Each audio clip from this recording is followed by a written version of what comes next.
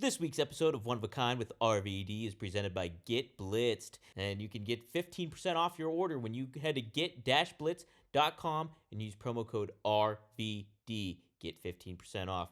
One of a Kind with Rob Van Dam is recorded in front of a live studio audience.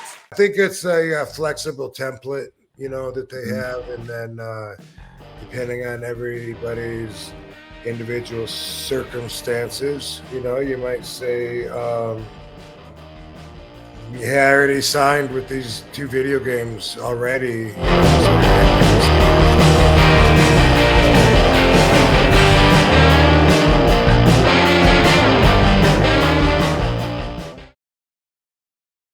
So, Jesse Ventura revealed the body. He had revealed that he has signed a Legends deal with WWE. He says, "Hell hath frozen over. Yes, hell hath frozen over. I'm back in WWE as a legend. I've gone through negotiations. We've reached agreements, and I feel very good about. I'm 73-year-old now, and my life has gone full circle." Well, he said that on his Substack, Rob. But then I heard somebody message you or ask you about your Legends deal, and you said, "Yeah, I'm under a Legends deal." And it's still the one that you're under with 2021, correct? Yeah, I saw today that it's news. People are congratulating me and stuff.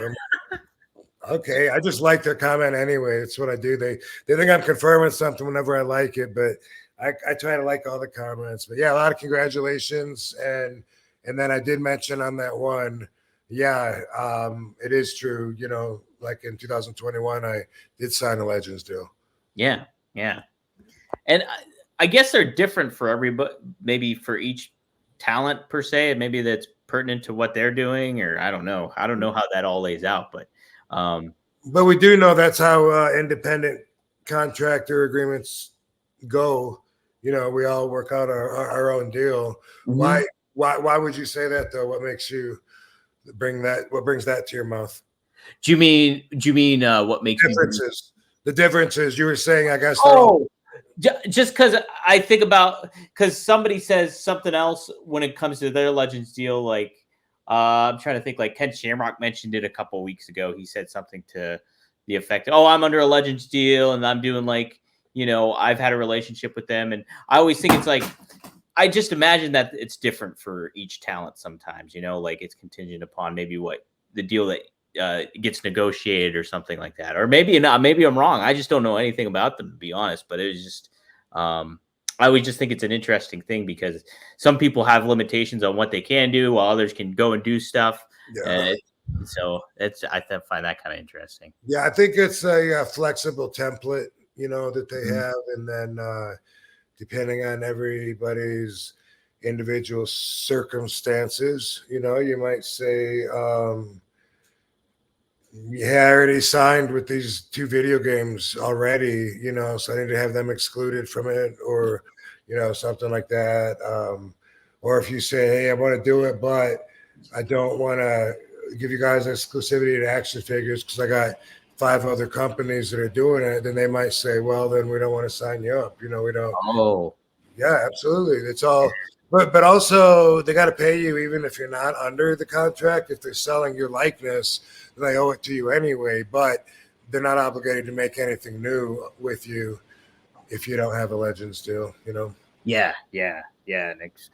I imagine they want, hey, if we could make money off of a RVD action figure or like RVD in a video game, then that's more incentive to put you to a deal. Because I know DDP just signed one too. He said he signed one. He announced that he signed one while he's at Bad Blood and stuff. So I guess that's why people think I just signed one too. I don't know. I think that's it. Word's getting out hey, and I think Ken Shamrock, when he said I signed a Legends deal, that didn't happen immediately. It wasn't news. He was signed to a deal for a while now. So it's just it's not like breaking news. It's something going on.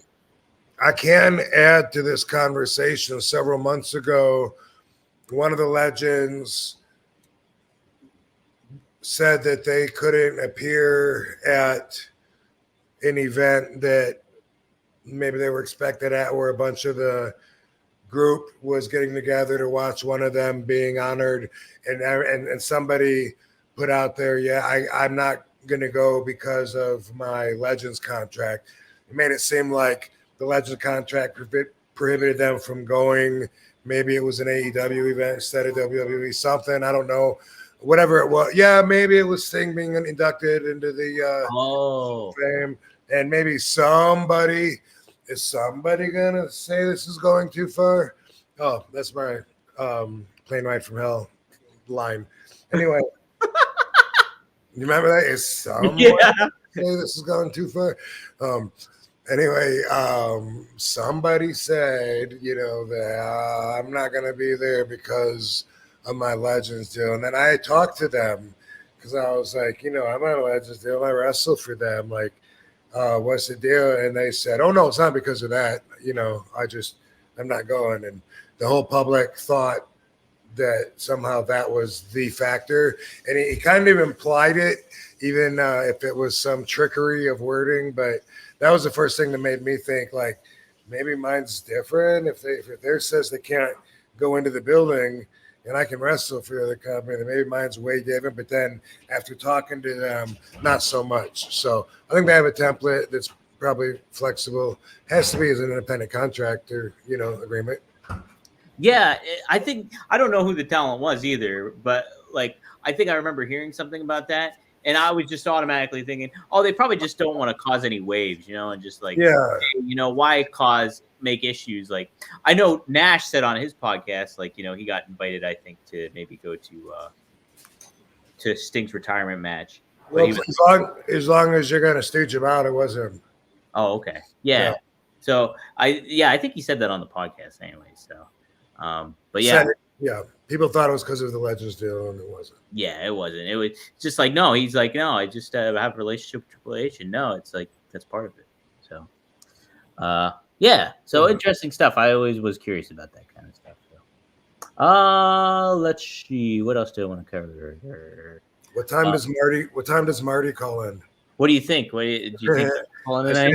I should have him call in. People seem to really, dude. That was sorry that you were like, I don't know, maybe I shouldn't put that up. I'm like, I was listening. He didn't say anything. He didn't cross any lines that are, beyond Marty's world. Because I got to look out for my friends too, and I wouldn't want to eat. But there was just normal Martyism on there, and people seemed to. A lot of comments said it was gold. People really, really, really dug it. Yeah, it's up on the latest episode. It's also up on RVD's YouTube. I'll put it up too as a clip on RVD TV too. So it was definitely. I did not expect it, Rob. Did not expect it.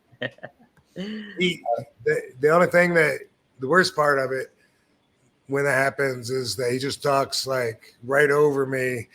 So if I do have anything to say, or if I try to comment in here and there, 2 words in, he just rolls right over me like I'm not even talking, and so that becomes.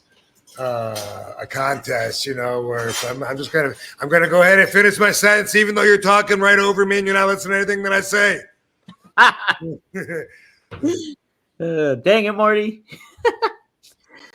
Hey, guess what? Guess what? 4th week in a row, Rob. At least this is 4th week in a row. Jim D just gives us $10. Whoa, Jim! Thanks, man. Jimmy D. Jimmy D. Support. And hey, by the way, is this?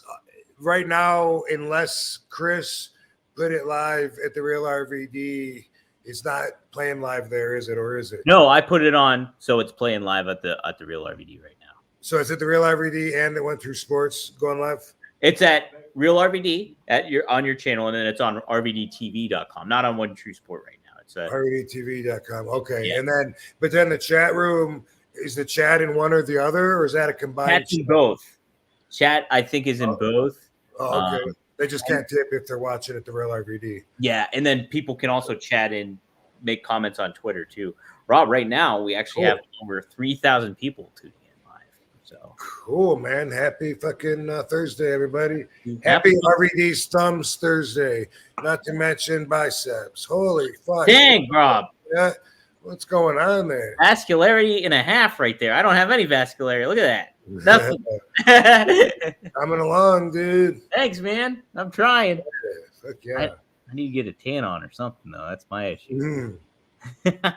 Not getting it up here. He is feeling good. Good. I've always said I'll price myself in the business. You know what I mean? That's always been my plan. Wait, explain that. What do you Yeah. mean? Okay. So my peers, or the traditional way that a wrestler's career is, they say, what goes up must come down. And then, wrestlers go up, they have their peak. You only got so many bumps on your bump card, man. And then usually in their early 40s, maybe their body starts breaking down on them. And then their value goes down as well. They're off TV. How many wrestlers tell me this? 95% of them say, well, come on, Rob, you know how it is, man. You're off TV. You're off TV, you're out of mind. People forget you real quick. Not so much for RVD. You know what I mean? Like, I don't, but I know that most people, I get it. That's it. You didn't impact people's lives so much that they're always going to remember you necessarily, or that you'll stand out to them. Anyway, for wrestlers, they have their peak years, and then they don't, like I said, Sabu don't want to do nothing else but wrestle. But if that's the way that it is, then as their value drops and they're still getting what they can, then their price goes down. What they can get goes down. Their value goes down. It's like a cycle.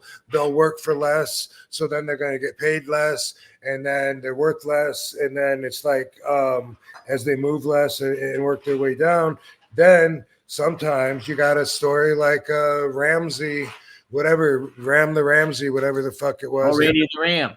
What was it? Randy the Ram Robinson. And we all know so many wrestlers like that. And it's because they got used to, that lifestyle, and then it didn't last real long from them. And then there was a hard crash coming back to reality because they were addicted to being out in front of everybody. Same old story over and over and over and over to different degrees for the traditional pathway of a pro wrestler, So for me, I always have said that I think I would prefer to just price myself out of the business and maintain my value, maintain my health, maintain being able to still do everything I can, regardless of if I was on TV last week or not. And if I'm not on TV and if I'm not booked, then maybe it's because they are wanting me to work for less than I do, in which case I just walk right out the business on my own terms, feeling healthy as fuck, and then having the rest of my life with me. So that's always been my plan, as opposed to going down and down and down with the price. Well, you're getting a little older. You haven't been on TV in a while, but that never happens. There's always like something that happens where it spikes my name value again. Even just being on SmackDown, boom, all of a sudden people are like, yeah, but I stay ready, and so I can wrestle. And the fact is, if the money isn't there for me, it's there for someone else. And if that's the way it is, then cool. But I'm still not gonna I'm still not gonna drive my value down into the ground like so many of my peers have. Well, I think that's what's cool about it too, is like you're able to, like, if you don't take a gig or you don't do something, it's below your price range or anything like that. It's almost always that. Like, people always go, I know you're real selective, about who you wrestle for, stuff like that. 95% of it is if they meet, my booking requirements, my fee, then boom, I'm there. And there are enough of those to keep me as busy as I want to be, a little busier than I want to be. I've been saying that for years. So, there's enough of them to where some of the other ones, if